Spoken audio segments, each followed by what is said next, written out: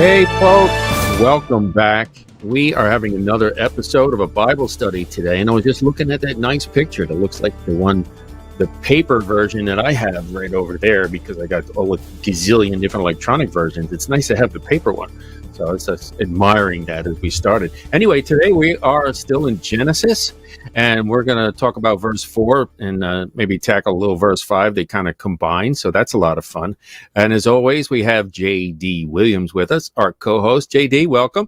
Thank you, David. And, I'm going to give it to you pretty much exclusive today. I do want to remind people that in the next show, we're going to get back to answering some questions and comments about the rapture of the church. And I think we got into a really good discussion in our last show about that. So I'm looking forward to the next show. But in the meantime, this is the weekly comprehensive Bible study with Mr. David Paxton. And David, I am ready to be educated. So have at it, sir. You're up. Well, hopefully I can make it work. Okay. You will. So here we go. Let's bring this up again in Genesis chapter 1. In the beginning, God created the heaven and the earth. The earth was without form and void. Darkness was upon the face of the deep, and the Spirit of God moved upon the face of the waters. We talked a lot about that. And God said, "Let there be light." And there was light. And God saw the light, that it was good, and divided the light from the darkness. We talked about that a lot too. And in verse 5, and God called the light day, and the darkness he called night. Okay, so there's actually an awful lot in there, JD. I didn't know at first. I was like, okay, this is just, okay, that's the beginning, and this is how he made the days, you know? And then we think, okay, the evening was first, and the morning was first, and the morning was after that. Turns out it's not exactly really what it means. That's just kind of the translation. Right. So let me see if I can bring over a literal translation and see if it'll help a little bit. Okay. So in verse 3, it says, "And God saith, Let light be, and light is. And God seeth the light, that it is good, and God separate between the light and the darkness." So that's a little bit different. He separated between the two. "And God calleth to the light day, and the darkness he had called night. And there is an evening, and there is a morning, day one." So that's Young's literal translation. It has a little bit different. He said he called to the day. Right. Oh, that's interesting. And that word day in the Hebrew is yom. Yom. All right. And every single time that it has a number attached to it, it's a 24-hour day. So what are we talking about? The light here. And then why is the darkness called night? So that's what we kind of tend to think is, or when it's light out, it's day, and then when it gets dark, it's night. So there's a lot of nuances to it. It's really wild. So I wanted to get into that a little bit today. What do you think? I think it's a good idea. Yeah, go ahead. Oh, okay.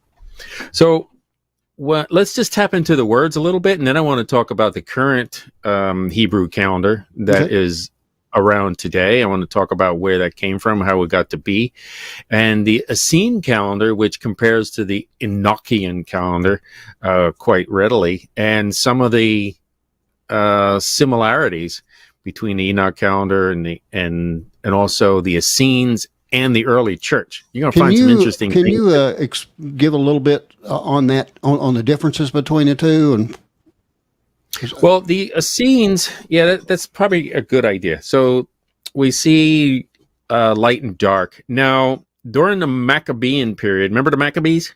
No, I don't. Oh, okay. So that's where we get Hanukkah from. Okay. Basically, the Maccabee, it means hammer. So there was this, the Antiochus Epiphanes was kind of destroying the temple and all that, precursor to the prophecy stuff we teach today. And the hammers came, and they're like, "We ain't playing this." Okay. So I don't know if that translates well, but we are not going to allow this. Okay. So they're called the hammer, and they come in and basically beat up the bad guys and took back the temple. And then they rededicated the temple, which why Hanukkah is called like a rededication time. and it had the Festival of Lights. And as the legend goes, they only had enough oil for one day, but it lasted the entire 8 days that they needed to rededicate the temple. Ain't that So, something? yeah, and that the stories in First and Second Maccabees. Okay. Now, at that time period is when some of the different sects, SECT, so different sectarians of the Judaic religion came. And the Pharisees were basically, well, we believe in the oral Torah. Okay. And they kind of had Babylonian overtones to it.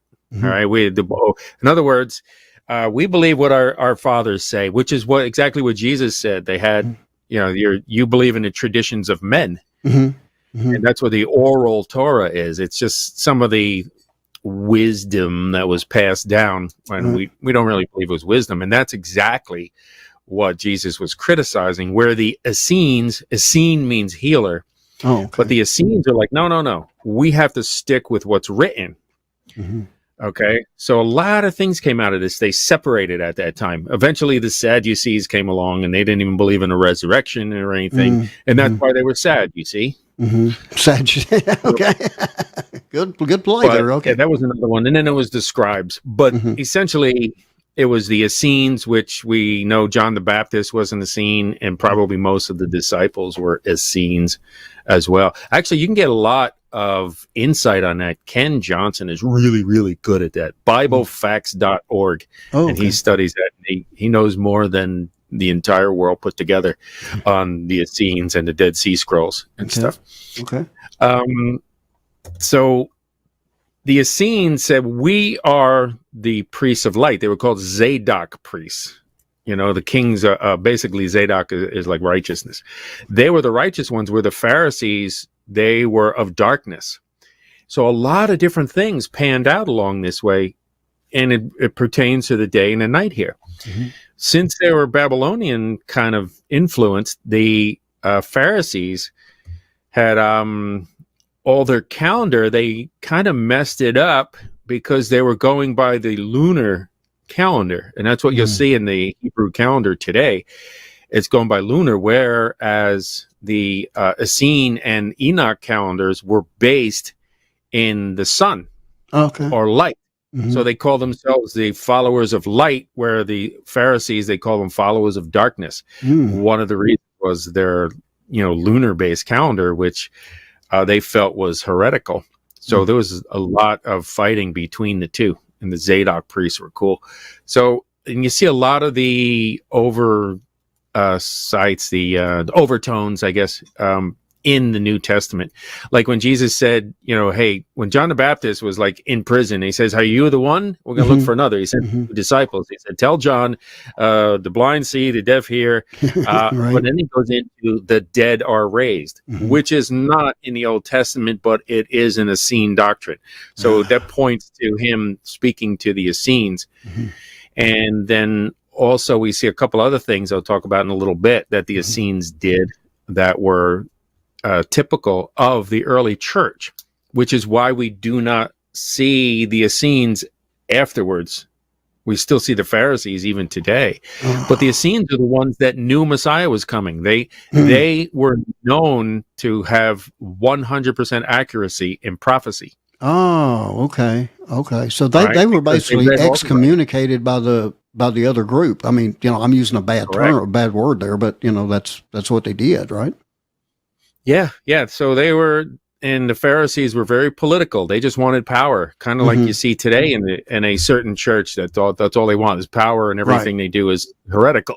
That might wear a fish hat and whirl incense around a little bit. They might. I don't know.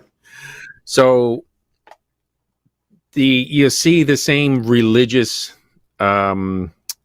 overtones in the Pharisees and what they did, and the Essenes just wanted to get back to what is righteous and what is the right thing to do according to God. So they knew exactly when, if you read through it, we don't have time to get on all of it today, but they knew exactly when the Messiah was coming. They knew who it would be. And then they said, okay, this he's going to be crucified on this particular Passover. They knew. They knew it was coming. They knew it was going to be him. They picked the exact day because they read the book of Daniel and they say, well, this is what it says. Yeah. So you said that they're not around anymore, or none no, of them? they're the early Christians, basically. Oh, okay. They all knew who the Messiah was. So, the whole church was all Jewish. In Acts, right? It was all Jewish except for a couple of people. Right. It wasn't until we start to get through Acts a little bit that Paul comes along and says, I'm going to be the apostle to the Gentiles. And then they started arguing about, well, do they got to be circumcised? Do they got to eat kosher? Yeah. What's the deal? Right. And they're like, no, Right. this is a different time period. Yeah. So, and that points back to the whole rapture thing where the disciples, they all thought that Jesus was going to come and take over then. They had no idea this church thing was coming along until Paul. Right. All right. And then they got the revelation. Oh, now I get it. Where he's died for the whole world. Yeah. So they didn't have any idea of this church thing. They thought Jesus was coming back then. So we still see those same pictures today. Some of the verses that Jesus actually spoke was literally written for the Jews, right, and not for the ecclesia until that time. He hinted at it, but they didn't really understand until the book of Acts. Okay. Really. Okay. And the whole kosher laws they asked about, and he says, yeah, just no fornication, don't eat things with blood in it, and don't lie to people. Love your neighbor as yourself. Yeah. Yeah. Okay. Just the basics, man. Yeah. Right. So the whole reason for this whole story is because it shows the difference between the light and the dark, and day and night. And I want to point out something in Acts chapter 2. But actually, let's back up a little bit. But you can open that up for later. Okay. He said, God called the light day, and the darkness he called night. Okay, so we looked at the word called to the light day, and that is the word yom. So we see yom, and it literally means to be hot, whether literal from sunrise to sunset or from one sunset to the next. Okay. Or figurative, a times, like we would say, hey, in my day, it was it. So, but whenever it has a number attached to it, it was always a 24-hour day. Okay. When they used it in Acts, it says in the third hour of the day, it's literally the morning. Right. In third hour. So that would mean like 9 a.m. And so, here it is. He called the light day, and the darkness he called night. And night has a different implication. It's the word Lail. And you ever hear of the evil night spirit Lilith? No, didn't ring a bell. Okay. Well, there is Gnostic teachings that Adam's first wife was called Lilith, and she was bad, so he had to make another wife called Eve. Oh, are you serious? Yeah. It's a lot of crap. Okay. This is some of the pagan stuff, but there's some people that still want to believe that today. Okay. But her name was Lilith, which was named after this Lael, and properly to twist away from the light. So night means to twist away from the light. Okay.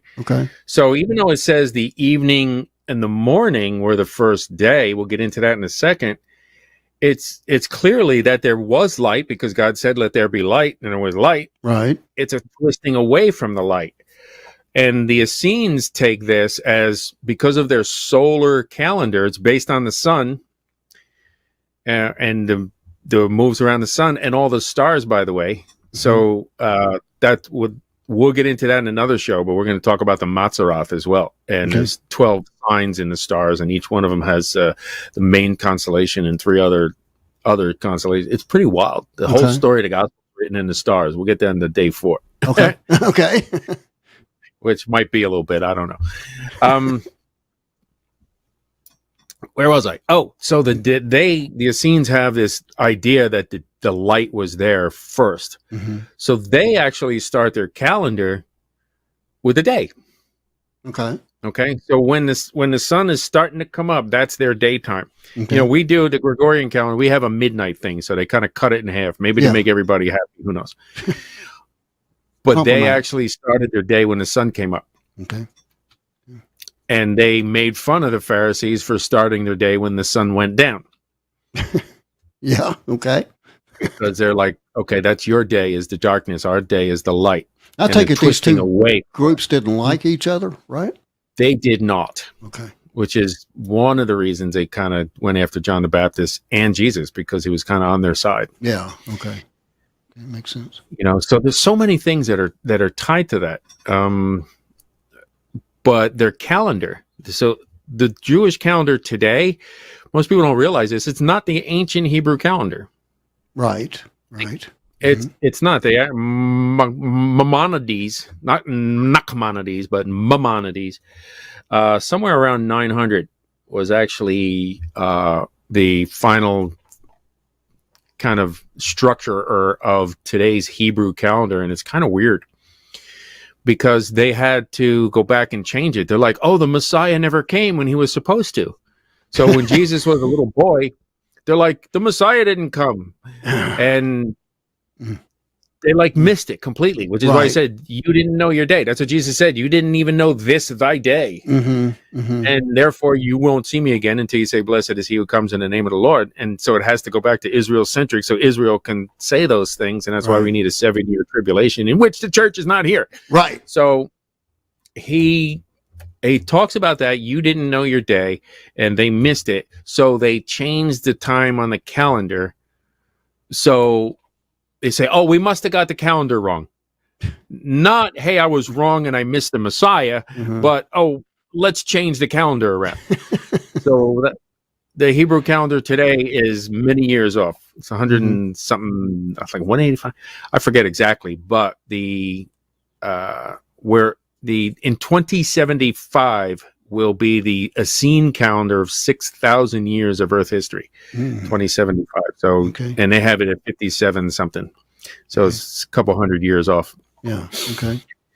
We can get into the numbers. You can go to BibleFacts.org and the Dead Sea calendar. It's got a link over there, and you can see the exact timing of it. But it's pretty wild.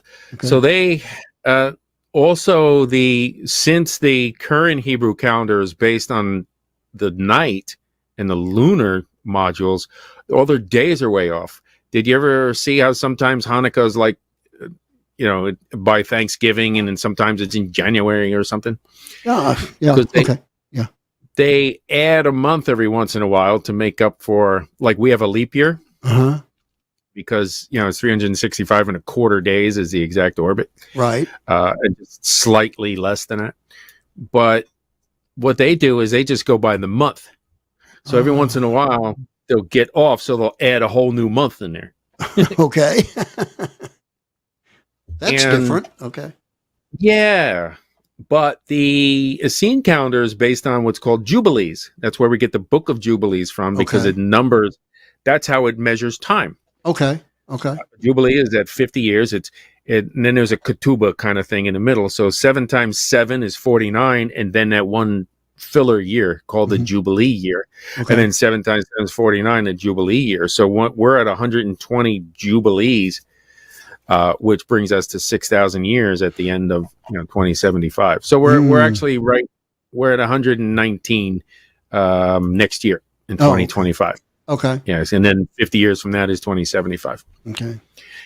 So between now, in this last Jubilee, now they called each Jubilee a generation. Oh.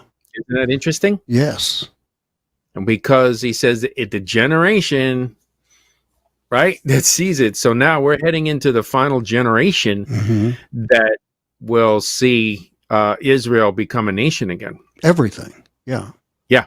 Okay. So this last generation that we're heading into, we're going to see all these prophecies line up, including the rapture, including all these wars and everything that we're seeing. And it takes time for those to pan out. Sometimes we think, oh, it's just going to happen like that one day and it's going to be there. Like, yes, the rapture will happen, boom, one day. Right. And then this war will happen one day. But as a progression, all the prophecies will lay themselves out over this period of time. And we're stepping into that right now. Absolutely. Yeah. See it. So we can see them all gearing up. It's pretty wild. We see all the signs, right? And the signs are always ahead of the exit, aren't they? Yes, they are. And I'm going to jump in real quick. Real quick. I got to, because you mentioned the signs, and I want to remind people that we are going to having a conference in Dallas, Texas. Do you want to tell them about that one real quick, David? Yeah. We see signs in the heavenlies. I mean, some of the major ones that people remember is 2017 with the blood moons and Virgo going into Mary, which is what the Magi saw, actually, a very similar sign. And that's from Daniel teaching Zoroaster. Zoroaster was actually a pupil of Daniel's, and he knew that. And Daniel didn't have any offspring. Well, we don't see any in the Bible anyway. Right. And he was like top dog in 4 different empires, so he had a lot of money. So as the historical record kind of leans towards it's not in the Bible, but it kind of hints to it. Whereas the followers of Zoroaster kind of later on, now it's got all whacked out now, so don't follow it now. But he followed Daniel, and Daniel told him, hey, this is what the Matzorot says. This is the sign of the Messiah coming. When you see this, come over here, and this, do that over there. That's what he said. The word is star formation. Right. So they didn't see a star in the sky. It said they saw the star formation in the sky. So when you see the constellations basically lining up and doing this, that's when the Messiah is going to be here, and you need to go and you need to give him all this money that I have here. So the gold and the frankincense and the myrrh, that's where they kind of got it all from. Okay. And then there's this special supernatural one that came down over his house when he was about 2. So that's interesting too. So where did I start that? Well, the prophetic signs conference. The signs in the skies. Yes. We're going to hear the Watchman in Dallas, April 5th through the 8th. So if you're watching after that, you missed it, but you can still buy the live stream. So if you're watching before that, it's only a couple weeks away now. Come on out. HearTheWatchman.com, HearTheWatchman.com. Go there, use the term Last Christian to get $10 off your ticket. And you can come on out, and if you can't actually make it there, you can definitely get the live stream, and you'll see some of our shows we're going to do from there as well. And if you come on out, maybe we'll put you on a show if you're really interesting and nice. Right. Amen. Yeah. Amen. That's that. Okay. Thank you, David. All right, cool. So, and that's what I'll be talking about, just to give you a clue, the signs in the heavenlies and how it points to the Messiah in every single one. It's pretty wild. And exactly what he was coming to do. Because you got to remember, the 2,500 years before Moses, what did they have in writing to know what was what? Nada. Yeah. They had nothing. So they told the story in the stars. And it's funny because every last civilization ever has the exact same characters in all of their astronomy legends. Okay. Every single one has the exact same, and those stars don't look like it at all. Virgo does not look like, a person, let alone a woman that's a virgin. Right. But the stars, each star within the constellation is named and numbered according to its brightness, and it tells the story of it. So we're going to get into that when I'm there, and how each one tells the story, and that's how you can see that. And the pictures were to remind people of it. And then it was corrupted when Babylon came out. They said, well, this isn't about God, this is about you and your life, which is what the devil does. You'll be like gods. Yeah, right.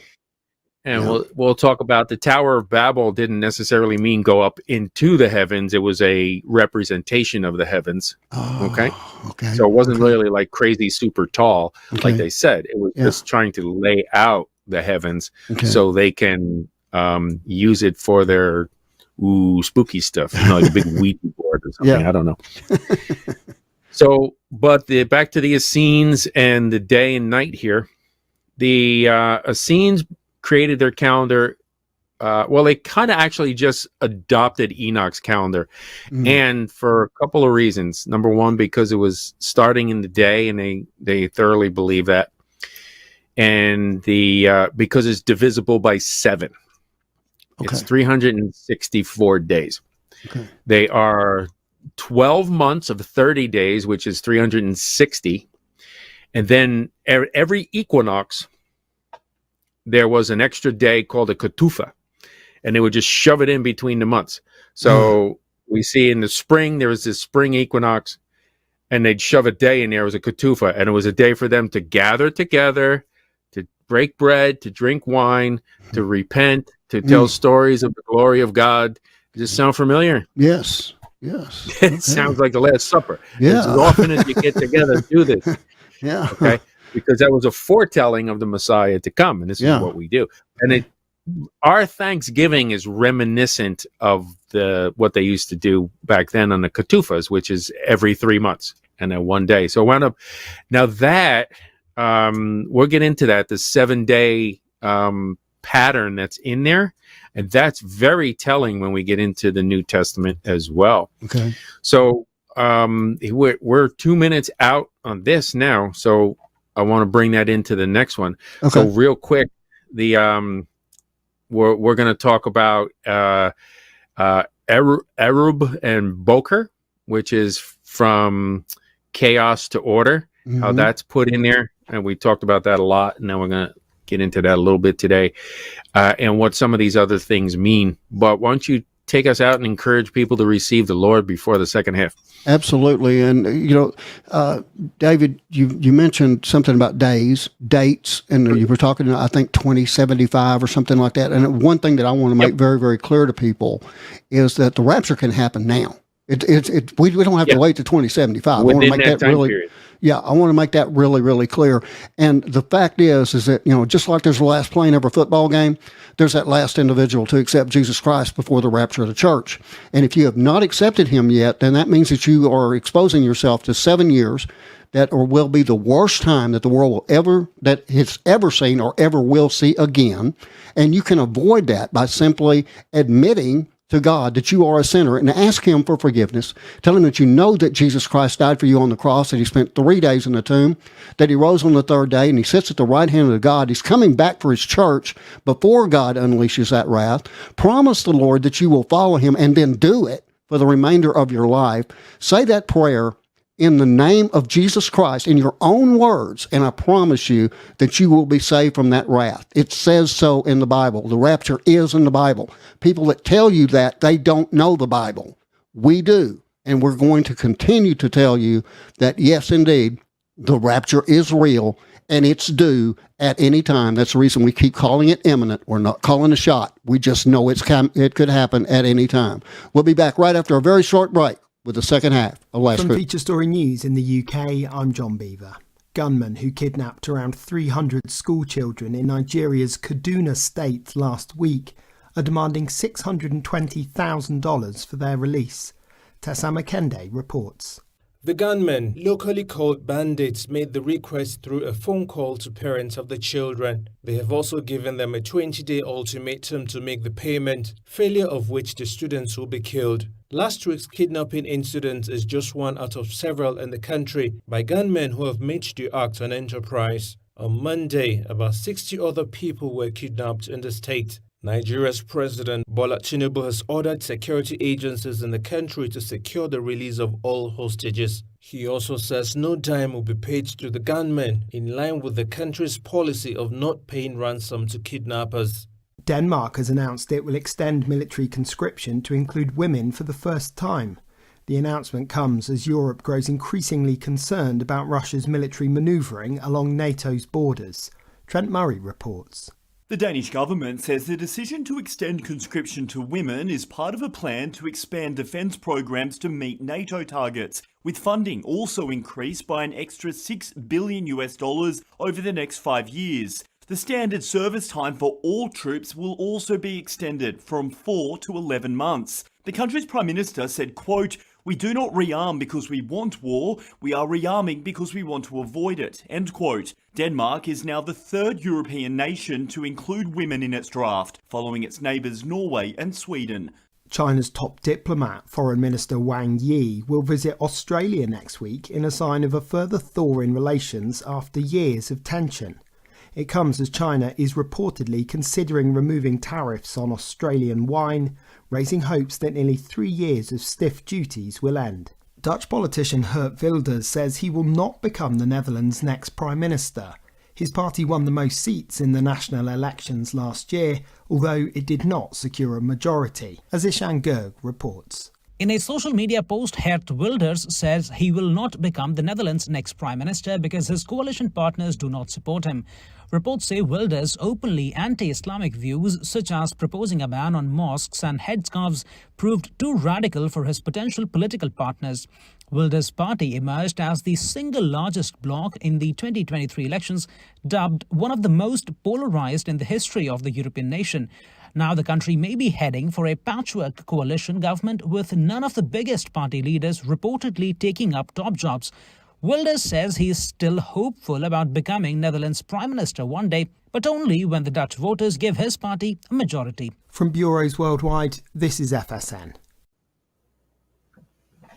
Okay, folks, the fun continues. We are here for the second half of Last Christian. Today we're studying Genesis 1 and kind of dipping into verse 5, which is a lot of fun.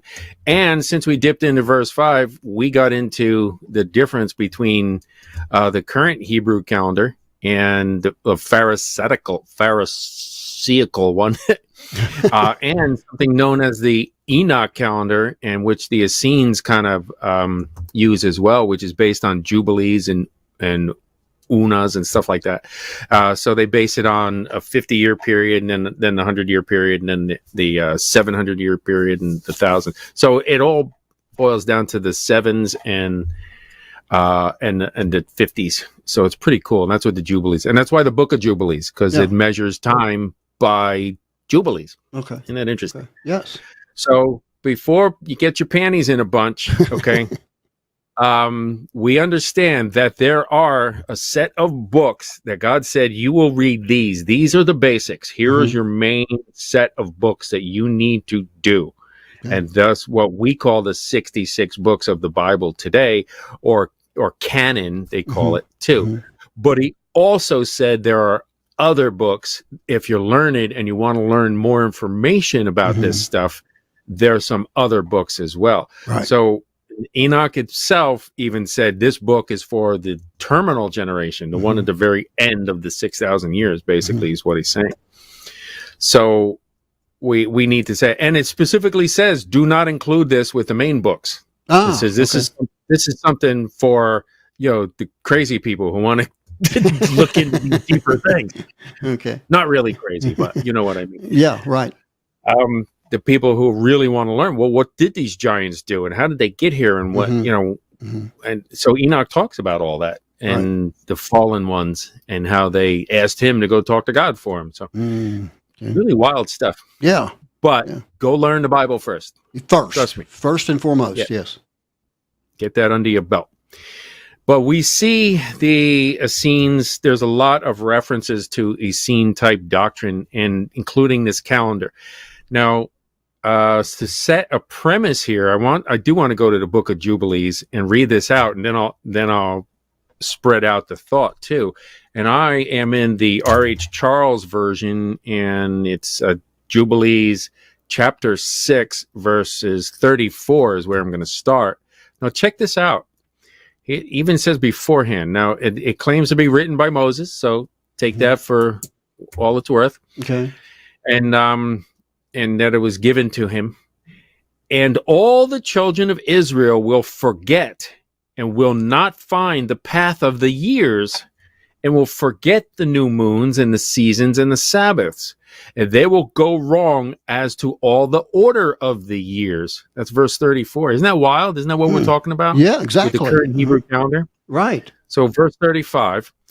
For I know, and from henceforth I will I declare it unto thee, and it is not of my own devising, for the book lies written before me, and on the heavenly tablets the division of days is ordained. So there's books in heaven. There's a calendar in heaven, is what this is saying. Okay. And clearly our Gregorian calendar is not on that one. Right. But even what they call the Hebrew calendar is not on it, because he just said all the children of Israel will forget it. Yeah. All right. And then the heavenly tablets, division of days is ordained, lest they forget the feasts of the covenant and walk according to the feasts of the Gentiles after their error and after their ignorance. That's interesting. Yes. Yes. All right. That's error and ignorance on the feasts of the Gentiles. I'm trying to figure out what the era for anything. Yeah, I'm asking about the era of. Are they talking about the time of the Gentiles there, or what is the? Yeah, you'll have a Gentile calendar. One thing, we have a Christian era, and people say, "Oh, it's a Christian calendar," and this and that. No. The calendar never changes. Mm-hmm. Okay, the feast days are all the same, and this and that. Now, there's different rules as per Gentiles of how they, do the feasts. Mm-hmm. Let's say. But they are reminders or foreshadows, actually. Okay. So, we see the barley harvest and the wheat harvest. There were all feast days that pointing, and then the Passover pointing to the crucifixion of Christ. Okay, and then his resurrection, the first fruits. It was all pointing to that. Then we see Pentecost, where the Spirit's poured out. Right. The next feast day to happen will be the gathering, Yom Teruah. All right, which is Rosh Hashanah. We talked about that in some of our other shows. So they're foreshadows of how Jesus is going to work this. So Israel was, commanded to keep them in order to maintain them, so the whole world can see what's about to happen. Just like he wrote everything in the stars. Right. This is about to happen. He wrote everything in a book. That's your contract in the book. Contract in the stars. Contract. You're supposed to keep these feast days. Now, we're not supposed to celebrate the error feast days either. We're still to recognize God's feast days, and they were established before the Jewish calendar. Okay. So they're not Jewish holidays per se. Okay. But it says right here, they're on the heavenly tablets. Okay. But the Jews were commanded to keep it. That's why people think it's a Jewish calendar. No, it's a heavenly, but they were commanded to keep it, so the whole world would keep it. Okay. And here we are, completely whacked out. In error and after their ignorance, right? Right. Right. There will be, yeah. And it says, for there will be those who will assuredly make observations of the moon. Huh. Okay. How it disturbs the season and comes in from year to year, 10 days too soon. Oh, that's interesting. For this reason, the years will come upon them when they will disturb the order and make an abominable day the day of testimony. So they got the wrong day. And an unclean day, a feast day. So here we got this Hebrew calendar, and if it's on the wrong day, it's making an unclean day one of the feast days. That is an abomination. Right. And they will confound all the days, the holy with the unclean, and the unclean day with the holy. For they will go wrong as to the months and Sabbaths and feasts and jubilees.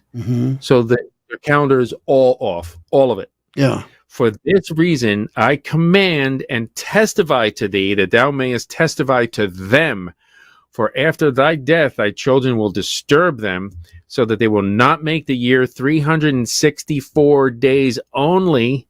And for this reason, they will go wrong as to the new moons and seasons and Sabbaths and festivals, and they will eat all kinds of blood with all kinds of flesh. That's really interesting. Yeah, because I don't even know where to start. Well, let's start in Daniel. Remember that guy? Yep, sure do. All right. So Daniel 7, and he's talking about the Antichrist here. And it says the 10 horns. So verse 23, the 4 beasts come out. 24, the 10 horns of his kingdom. And another shall rise after them, and he shall be diverse from the first, and shall subdue 3 kings. So he's talking about, here's the end time leader. And he shall speak great words against the Most High, and shall wear out the saints of the Most High, and think to change times and laws. Interesting. And they shall be given into his hand a times, and half a times. So this is his goal. The Antichrist's goal is to change times and laws. And that's what he's talking about, the feast days. He's changing the calendar. So we know this is an Antichrist spirit that gave this fake calendar. Okay. Cool, right? Yeah.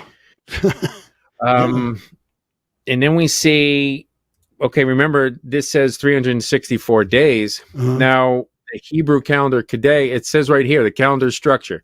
The Hebrew calendar can be 353 days, 354, 355, 383, 384, or 385 days long. Oh, good grief. So you get to pick your own calendar, huh? Okay. Yeah. And so, and just like it says, because they're observing the moon, Jubilees says it gets 10 days off, and they're going to mess up all the feast days because now they're not bringing it in at the right time. Right. Because check this out.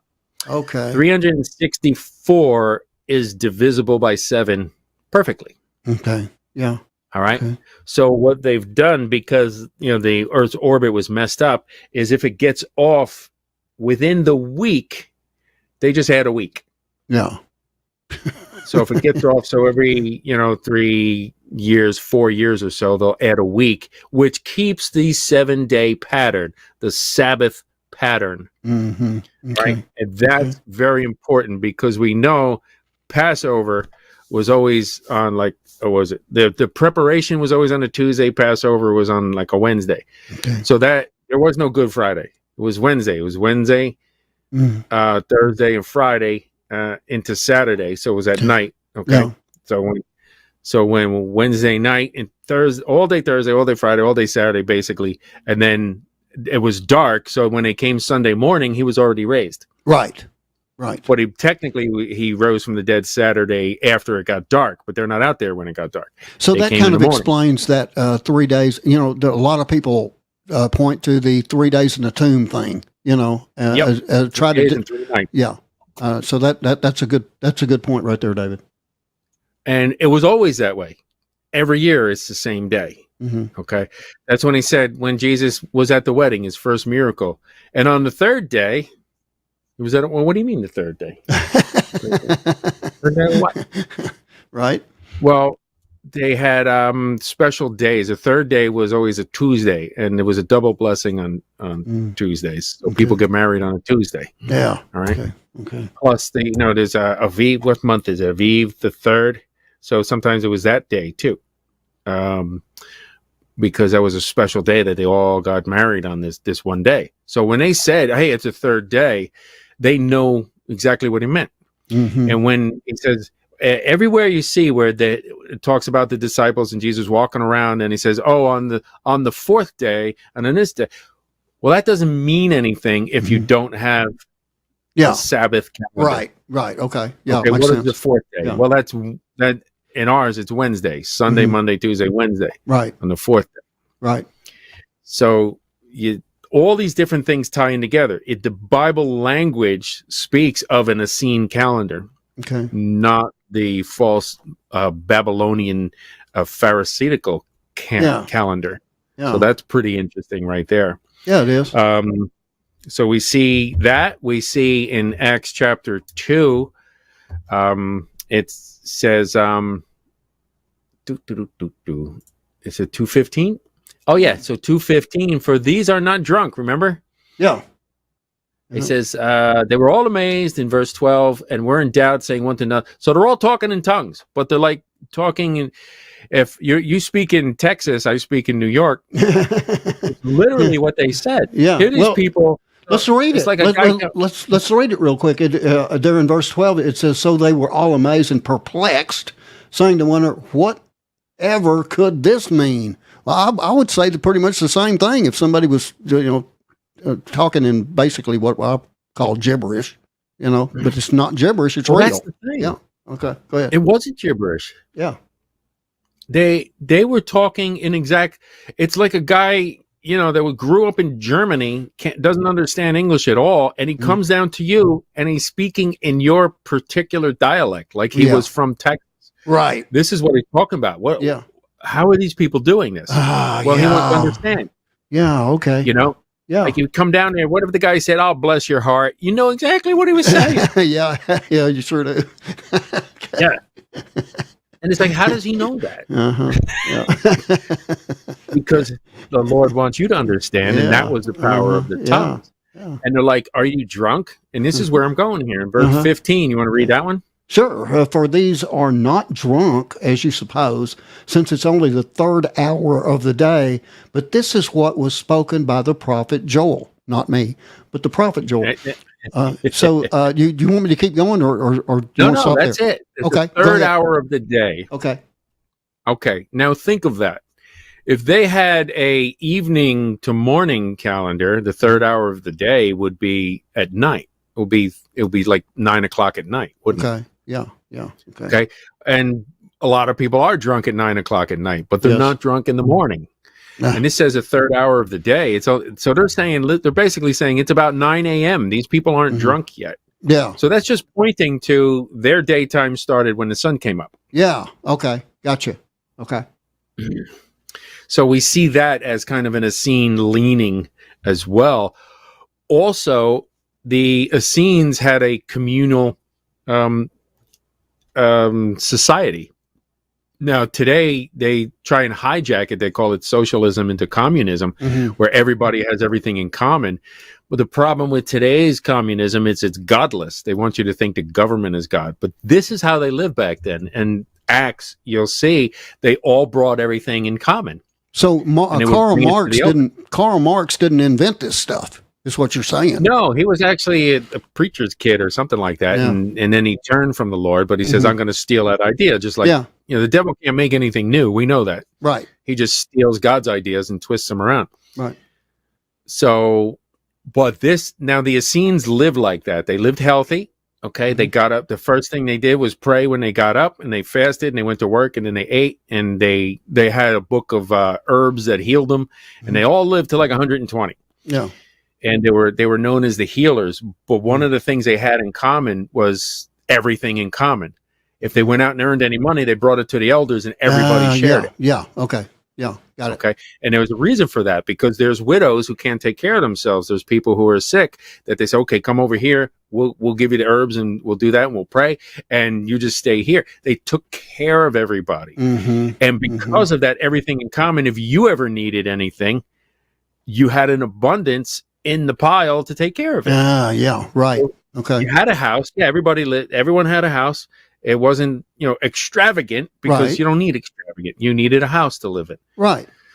But since everyone had everything in common, they were much more at peace, and they had everything together. And that's what we see in the New Testament. They sold everything, and they all came together. So it's just another thing that's pointing to these people were the Essenes, because the first Christians were Jews. Now that, what you just said there, that the first Pentecost is what immediately jumped in my mind. They did, and then they were all Jews, so they most likely were all the Essenes, because the Essenes were expecting the Messiah. They were also known because they were Zadok priests. Melech Zadok is a king of righteousness, or Melchizedek, we call it today. Okay. So they were the righteous ones. Okay. And like we were talking about, they believed, and they said that they were, the priests of the light, where the Pharisees were priests of the darkness, because of their moon calendar, which it says in Jubilees. Yeah. Okay. So it all just points to the same thing. They knew Jesus was coming. They knew the Messiah was going to be there. So all the Essenes are the early Jews that say, this is the one we've been looking for. Oh, okay. Where the Pharisees, or they were for political, he's going to take my power. We can't have him in here. Right. Because that's all they wanted. Yeah. Yeah. There are some books that say that Caiaphas repented afterwards. I don't know about that. They might be Gnostic. Well, but knows? That's an interesting thought, as well as Pilate. Those are interesting too. Yeah, it is. But we got to check those out. We don't know. Just interesting reading it. We may not find that out till we get to heaven. Yeah, we'll find. Hey, what are you doing here? Right. And where's Bill? Yeah, it says that you're gonna see people that you didn't expect to see, and won't see people that you did. Yep. So they knew he was coming. They set up the whole shebang here with their community, and they basically had the light and the darkness. So we talk about the calendar there, and I think let me see. Why is a day here? We'll go Enoch. Yeah, that's that. Then the year becomes truly according to the station of the moons.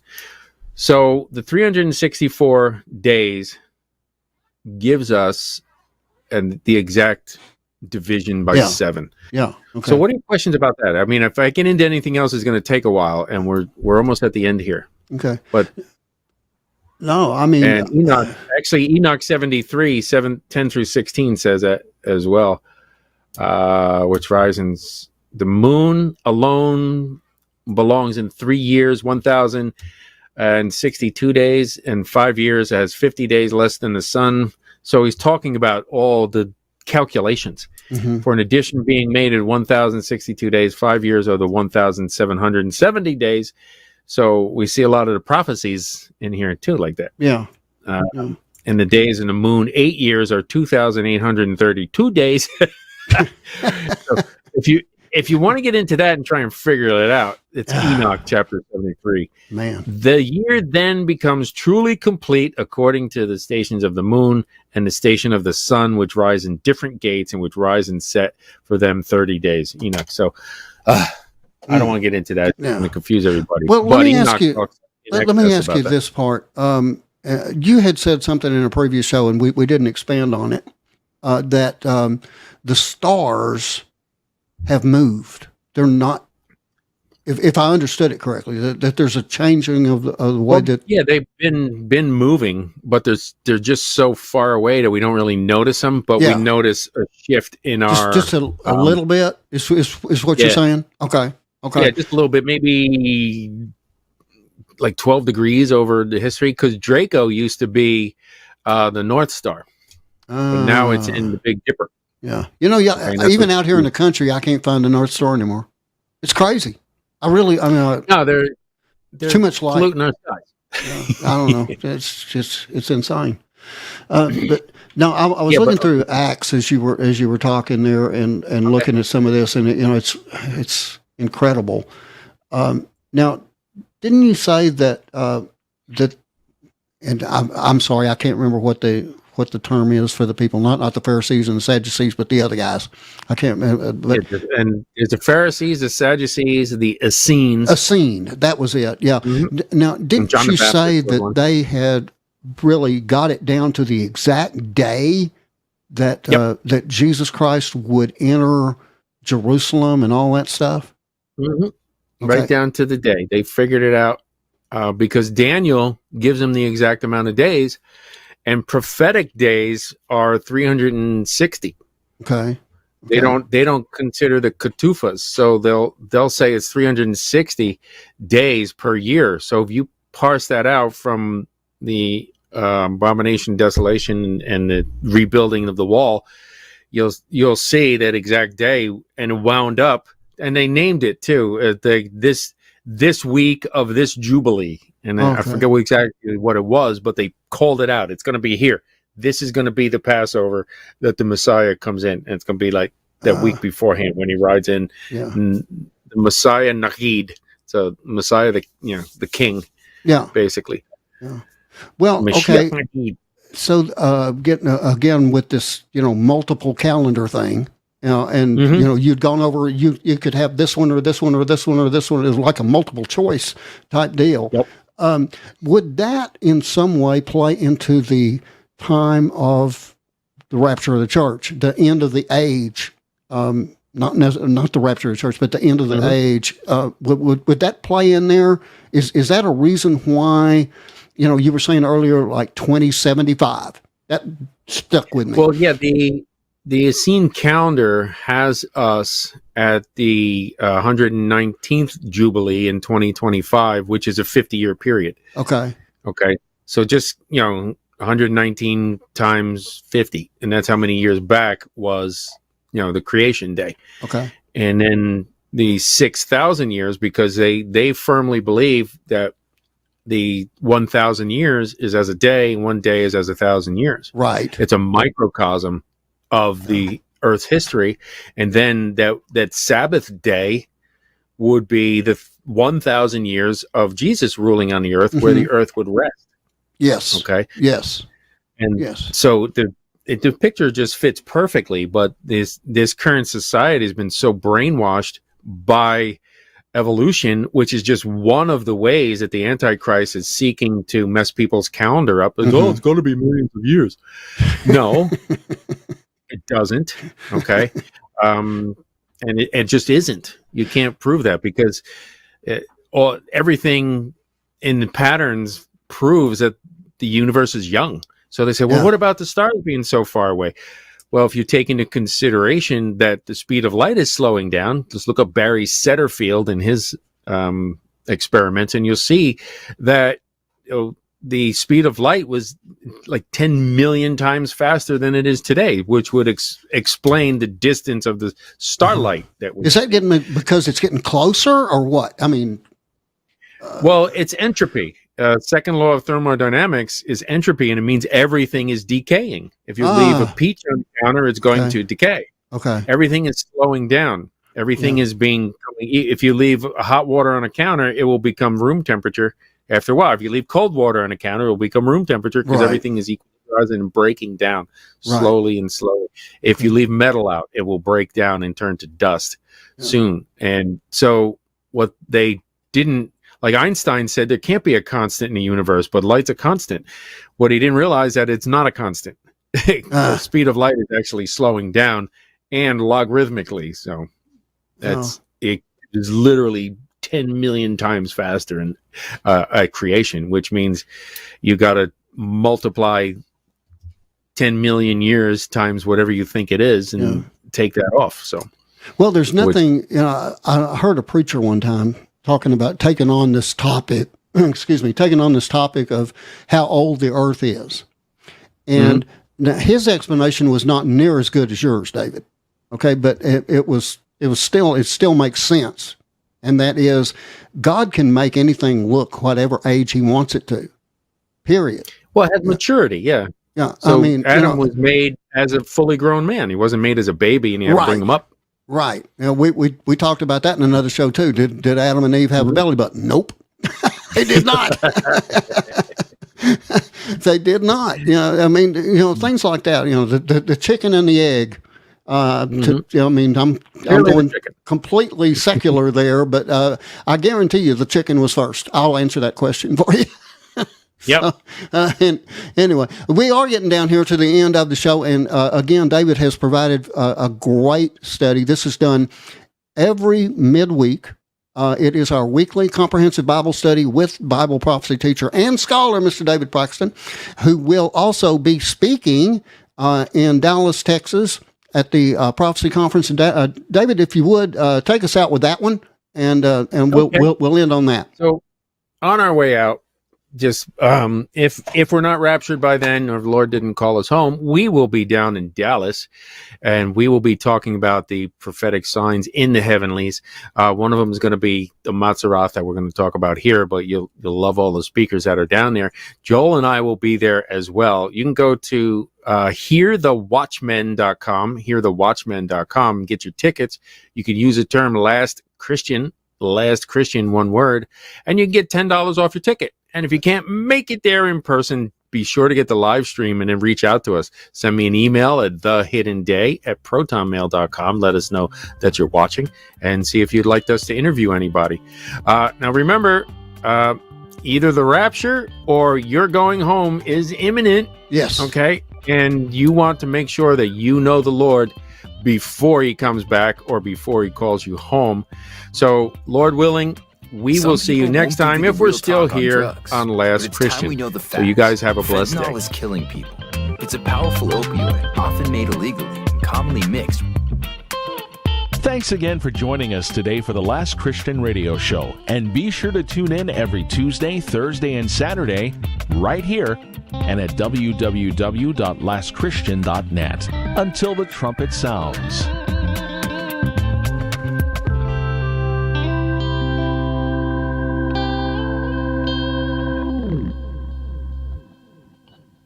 Some people won't give you the real talk on drugs, but it's time we know the facts. Fentanyl is killing people. It's a powerful opioid, often made illegally and commonly mixed with illicit drugs. It can even be pressed into counterfeit pills that resemble prescription medications. Just 2 milligrams, about the size of a few grains of sand, could potentially be lethal. This isn't an ad to scare you, but it is an ad to make you think twice. Get the facts. Go to realdealonfentanyl.com. This message is brought to you by the Ad Council.